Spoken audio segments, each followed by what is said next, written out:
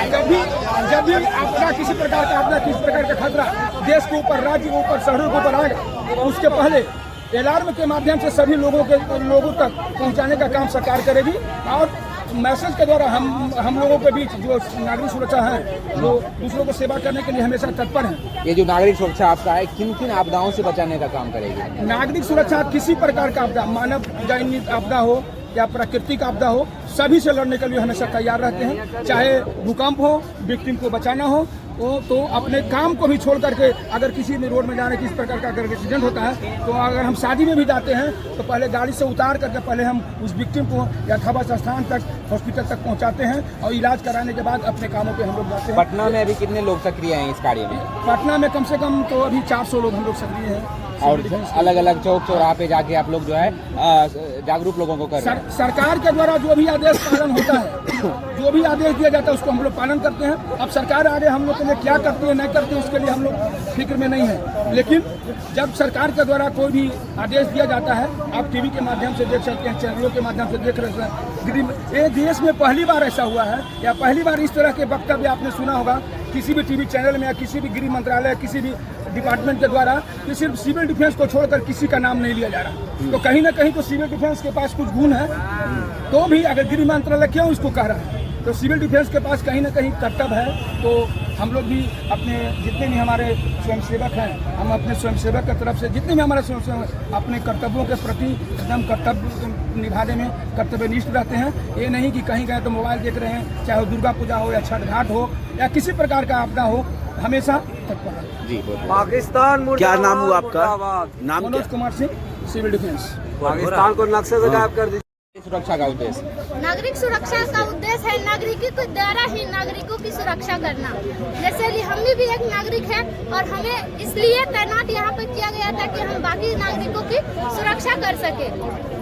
यार क्या बोलिए आप बोलिए। नागरिकों की सुरक्षा कर सके, इसीलिए हम लोगों को ट्रेन किया गया। हम लोग को ब्रीफिंग मिला है कि हम लोग 6:58 पे सायरन बजने वाले हैं, जो कि 7 बजे सायरन बंद होगी और लाइट 7 बजे से लेकर के 7:10 तक पूरे लाइट ऑफ करनी है और ब्लैकआउट करना है 10 मिनट के लिए।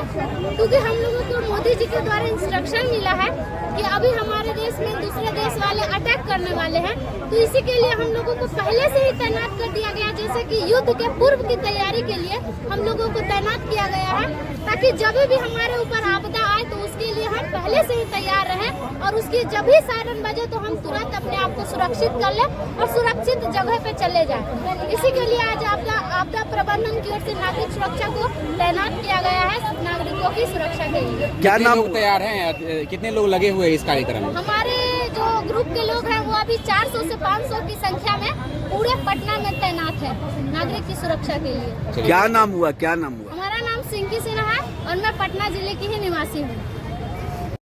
चंद्रकला सिन्हा। किस लिए आप यहाँ नागरिक सुरक्षा? हम लोग नागरिक सुरक्षा के लिए हैं, यहाँ पे तैनात है हम लोग कि एक तरह से जो दूसरे देश हम लोग पर अटैक करने वाले हैं, तो उसका हम लोग का मैंने रिहर्सल कहिए चाहे जो कहिए, जिसको रिहर्सल के तौर पर लिया जा रहा है, ताकि हम दूसरा देश हम लोग पर अटैक करें तो हम लोग एकदम इसके लिए तैयार रहें कि जैसा ही सायरन बजे हम लोग ब्लैक आउट कर दें। और खासकर आज ब्लैक आउट का ही है और हम लोग सुबह से ही ब्लैक आउट पर ही हम लोग का ट्रेनिंग दिया जा रहा है। अच्छा, कितनी संख्या में आप लोग आई हुए हैं? यहाँ पर हम लोग 400 की संख्या में पूरे पटना में हैं और ब्लैक आउट के तहत हम लोग का है कि आपदा से मैंने तत्काल जो जहाँ फर्स्ट एड का भी हम लोग का ट्रेनिंग दिया जाता है, क्योंकि जो कहीं मैंने कोई फंसे हुए हैं, मकान ध्वस्त हुआ था, जो भी हुआ था, तो उसमें हम लोग मैंने बिना हॉस्पिटल के इलाज के भी हम लोग तत्काल उसको हॉस्पिटल तक पहुंचा, चाहे अपने बदौलत,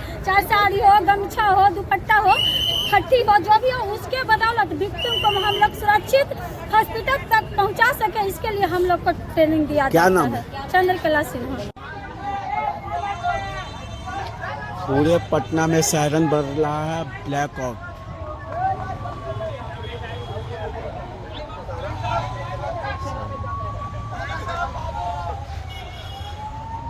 भैया कल 12 बजे यही बम गिरेगा, चलो।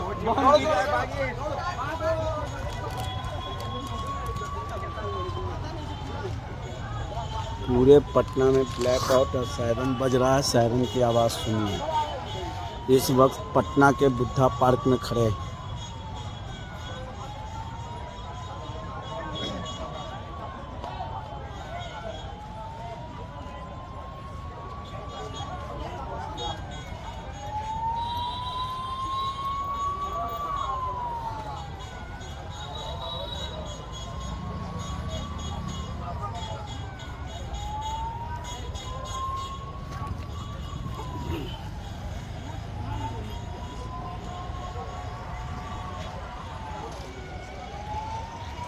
पूरे पटना में ब्लैक आउट है और सायरन बज रहा है इस वक्त।